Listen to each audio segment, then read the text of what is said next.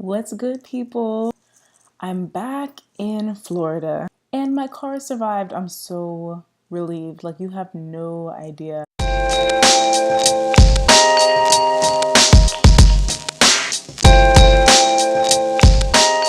I thought the worst. Like, I'm one of those people that always thinks the worst.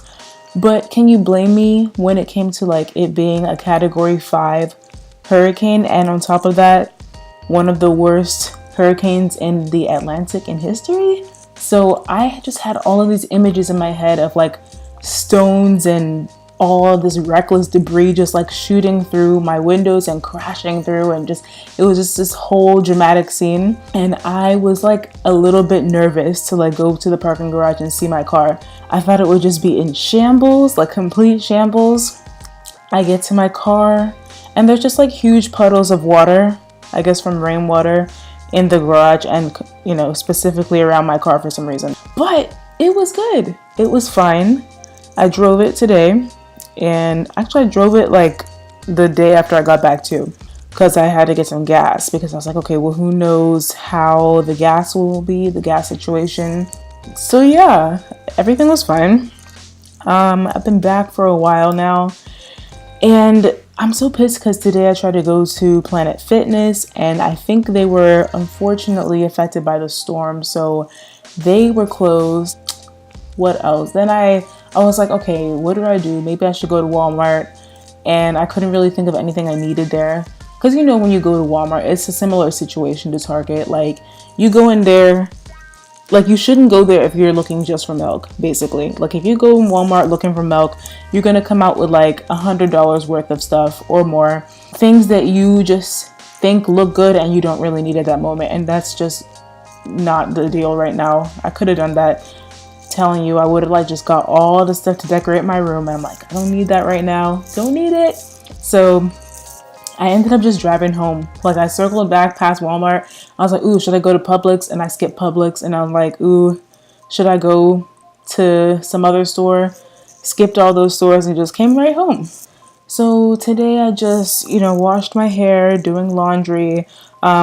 In terms of my apartment, I did get a little bit of flooding, like in the living room, I noticed, because we have like a door that, a screen door that goes to the balcony, which faces the pool. So I think water came in through there, even though the door was closed when I left.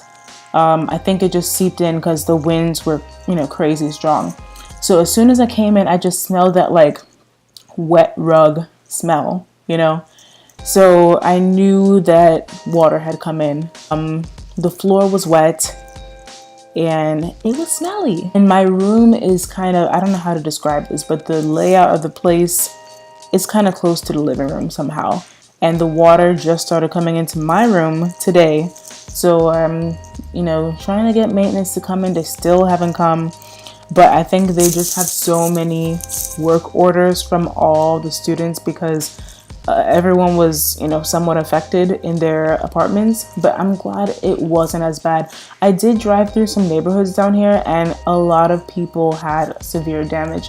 There were downed trees. There was a lot of traffic because, they may be doing some road work or, whatever. Like, it could have been worse in Miami though, because I know that the storm shifted west at the last minute because everyone had evacuated to like the north and west. And then like I think on the, let's see, the hurricane coverage started mainly on Friday for me in terms of like the marathon of watching CNN, and you know how they over dramatize everything. So from Friday through Sunday, I was really like watching to see what would happen to Miami. And oh my gosh, my heart just broke when I saw downtown Miami, especially Brickell area, which I just drove to, underwater. I was like, wow, how are they going to recover? And then the next day the water was gone. I'm like, wow, okay. So I guess like the sea levels went back down because what happened was there was a storm surge in addition to the rainwater. So that just shows that like most of that was a storm surge in my downtown Miami. I'm not a meteorologist, but I'm just thinking that that's what happened because it literally just went down all the water the next day. I haven't been downtown yet. I'm gonna like chill out and like wait a little bit just to see, you know, how it is. So yeah, in other news, we are starting on Monday. Trust me, it seemed like forever, and I just cannot wait to start. You know, of course, like a lot of the hospitals had to evacuate their patients and staff.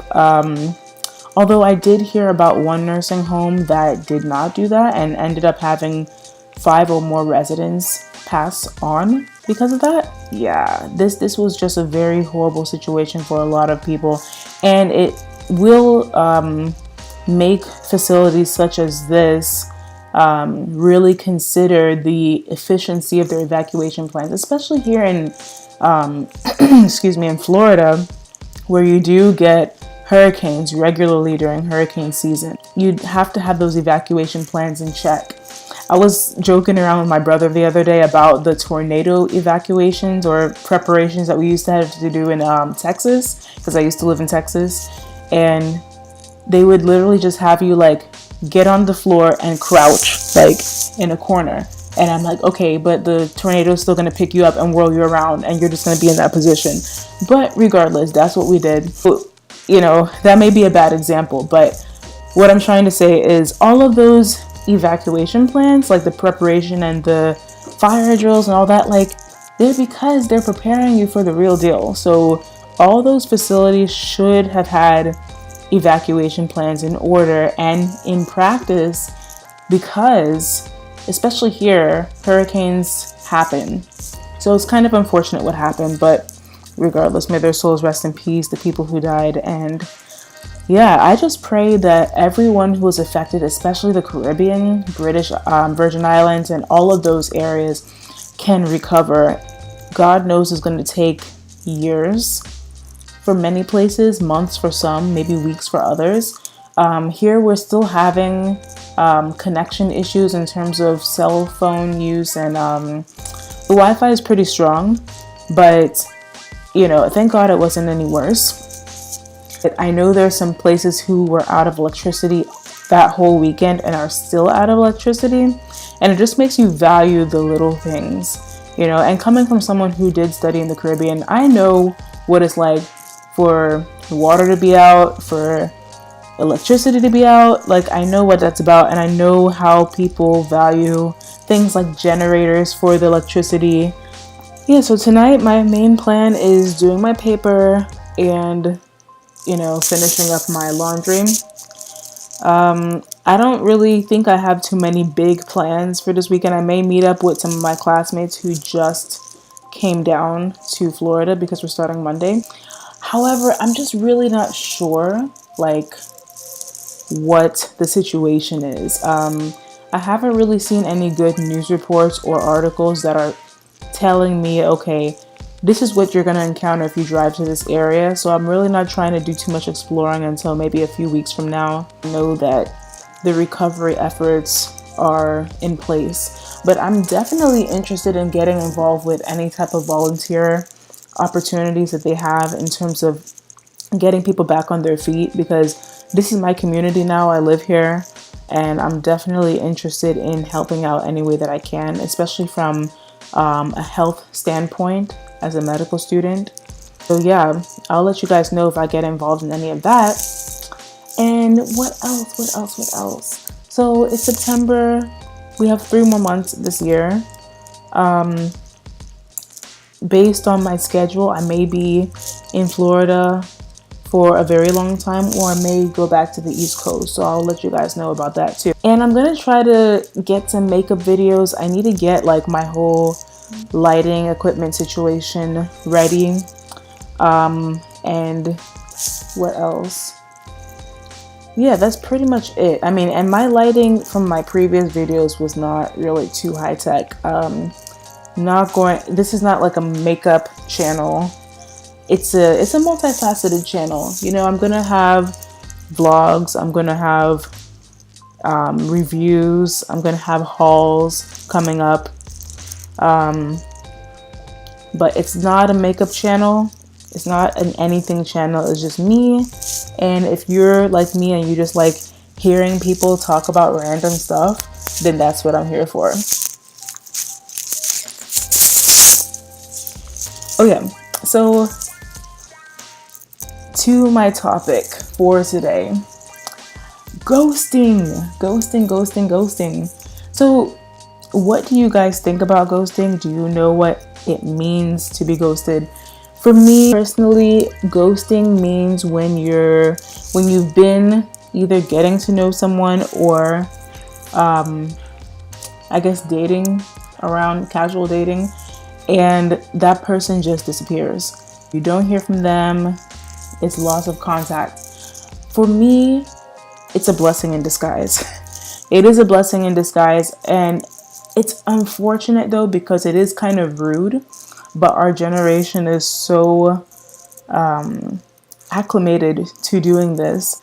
Like, I don't really know if there's really a thought process involved in ghosting, like, because I don't think, have I ever ghosted anyone?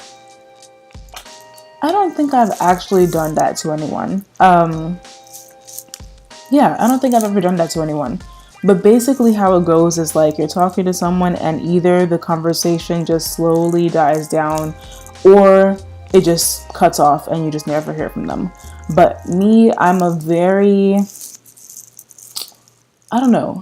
lazy when it comes to these things.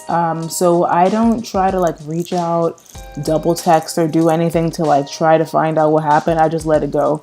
I know a lot of people who are like, oh my God, like maybe something happened to them. They just think the worst. Now I did say earlier that I do usually think the worst, but in those cases I'm like, oh, okay, they're just not feeling the situation, not feeling the vibe, they're not getting what they need. And that's cool. That is totally cool. But then you always wonder, you know, why, or what was the thought process, or, you know, you hope that person finds what they're looking for. But it sucks when you think things are going well and it doesn't, and then they just stop. But it's like, whatever, it's not the end of the world, you know? And sometimes it's good. Like, okay, I recently spoke to someone who I wasn't really too sure about because, you know, I saw their Facebook profile. They weren't really the type of person that I would really talk to normally, just based on my personal preferences. We're all entitled to them. And I asked them a question and they knew damn well that they were lying about this answer.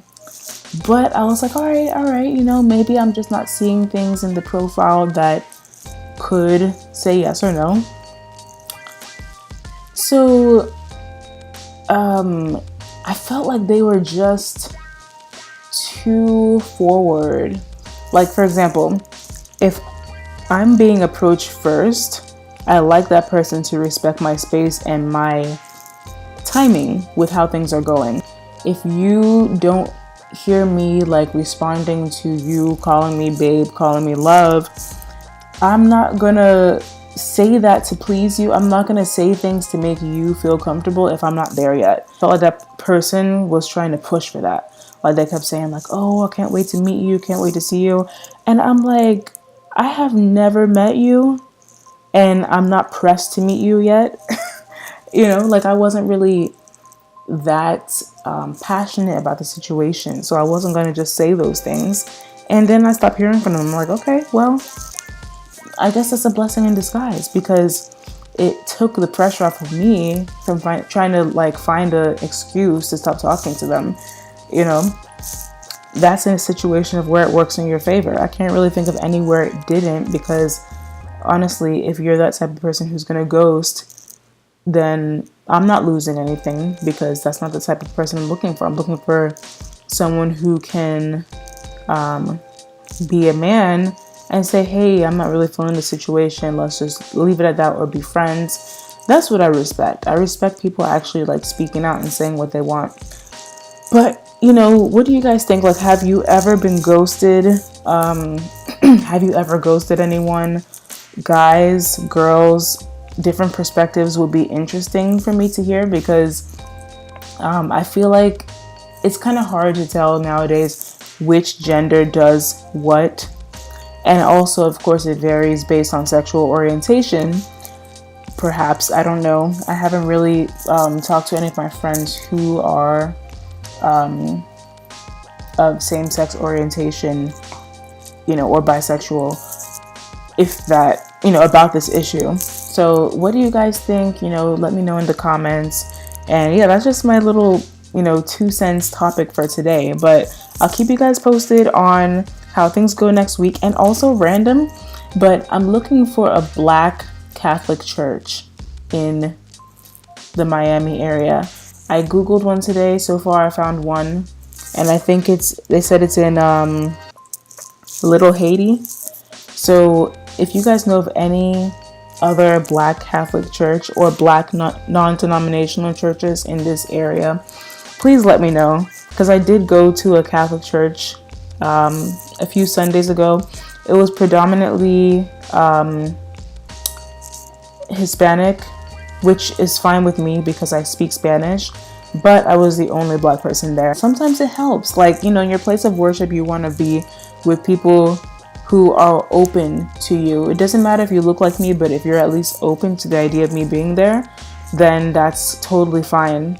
But I just didn't get that welcome vibe. I got that like exotic vibe, like, ooh, a Black person, what are they doing here, If you guys know of any churches around this area, please let me know in the comments below, and I will be back with more videos in the near future. I promise. I just started, so give me some topics that you would like to hear me talk about, and I'll get on them. All right, later.